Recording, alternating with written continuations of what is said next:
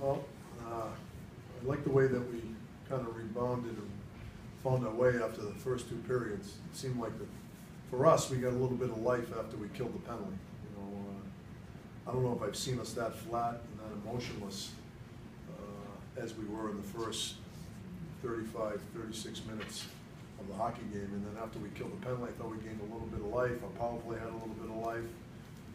And then, the third period, obviously the 3 penalties were difficult, but I thought our penalty kill was great. And, we finally started spending some time in the offensive zone. We started skating and playing a little bit of passion, a little bit of enthusiasm. And, I'm very proud of the way it's hard to, in the middle of a hockey game, all of a sudden become enthusiastic and play with passion. And I thought we did that. And I thought we did a better job, obviously, in the overtime as well. And, we had a lot of our scoring chances in the third period in the overtime. So, disappointing on the weekend that we only got 1 point, but, we're a work in progress. I thought we took a little bit of a step back this weekend in a lot of ways, but I like the way the weekend, I like the way that, the game finished. It would have been nice to get 2 points on the weekend, but I like the way that we rebounded. Like I said, it's tough to, after 2 periods, when you just get manhandled and, lose all your battles and can't get to loose pucks, to be able all of a sudden to pull yourself together and start winning some battles and getting some loose pucks and playing with some passion and playing with some enthusiasm. So I'm trying to take the positive on it. But you've been trying to solve for this shot problem for quite a while now. Like today, at one point, it was 27-4 most of the way to the second period. What's going to take to outshoot a team one of these days? Steroids. We're a young, small team right now, and we just have to find a way to win battles. I mean, you see it. It's not because we're not trying. And, I guess I was a little bit more frustrated last night than I have been in the past. I mean, we played 9 freshmen. Half your lineup is freshmen, and look at the birth dates. And we've got guys that are 7 years younger than some of the guys out there. And I'm not talking age, 35 to 42. When 7 years isn't that much of a difference. We're talking 18 to 25. And that's just the reality of it. That's not an excuse. That's just cold, hard facts. And we just aren't very big. We're not a big team. We all watch the games. We just, we have a hard time winning battles along the walls. That's just the reality of it. And hopefully we can do a better job supporting the battles along the walls and staying on the D side and maybe winning more than we have been. But that is a big, big problem for us. And I think that's why you've seen the consistency and the shot discrepancy in almost every game. Because we played well in a lot of these games that we've been outshot. But, you go to the Cornell game is a perfect example. I mean, we played well. It takes me 4 hours to watch a game. I try not to miss much. Because when I talk to our players and evaluate them as an individual, and I talk to the team and evaluate them as a team, I want to make sure that I'm educated in it, because you can miss an awful lot during the game. And we played well against Cornell, yet the shots were 37-11. And that sounds crazy, but we did. We defended well, we killed the penalties well. The penalty discrepancy had a big part in the shot discrepancy. But, you are what you are. Sometimes you just gotta make the most of how you can play and how you're going to have success, and we're still trying to find a way to do it. But we just, we're not a big, strong team. And that's a big, strong, older team, and we're going to have problems with those teams. And we've got to manage the puck a little bit better. We've got to play at a pace. We've got to make them uncomfortable, and we certainly didn't do that for 2 periods. I thought we did a much better job in the third period, and we did a much better job in the overtime. What did you see from the penalty kill this week in practice that told you it would be sharp like it was tonight? I just thought we were more decisive. I think we're starting to understand, what we're trying to accomplish within the penalty kill. I didn't love it last night. I thought, last night we had a lot of problems in a lot of areas for one reason and one reason only, is we didn't skate.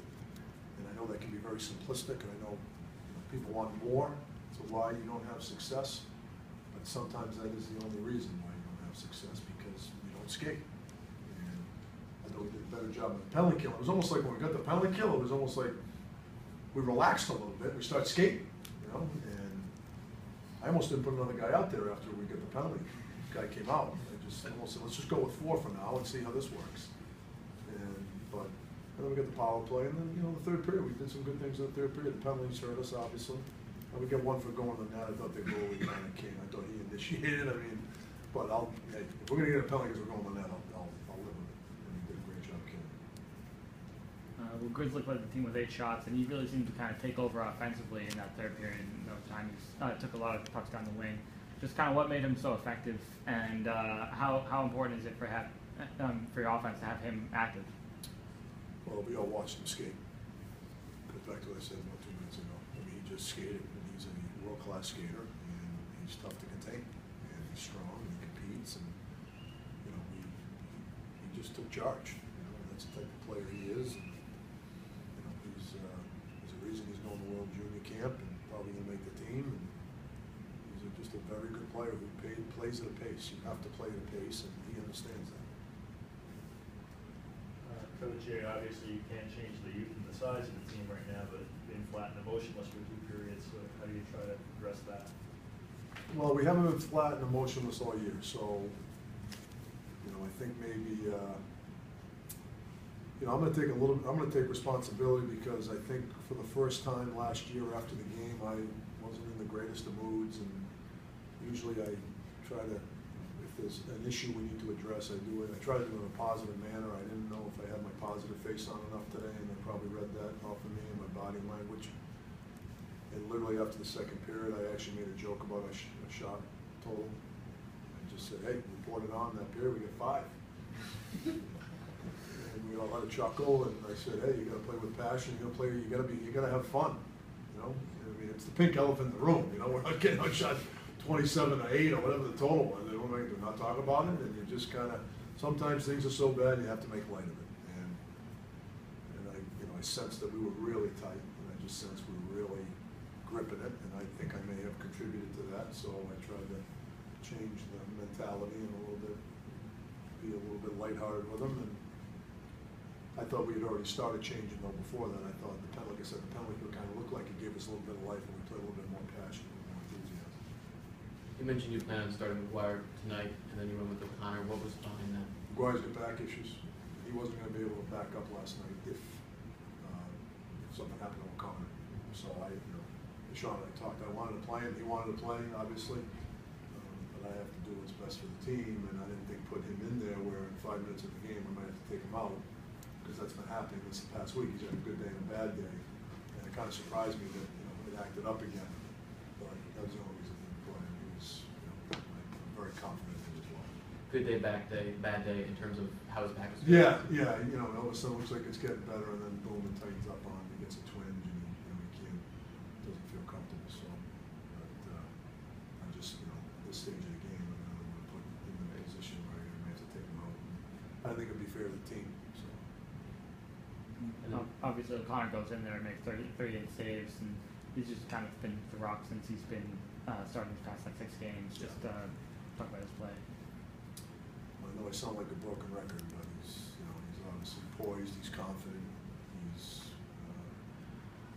doesn't get rattled. He doesn't waste movement. And he's square to the puck. He's aggressive.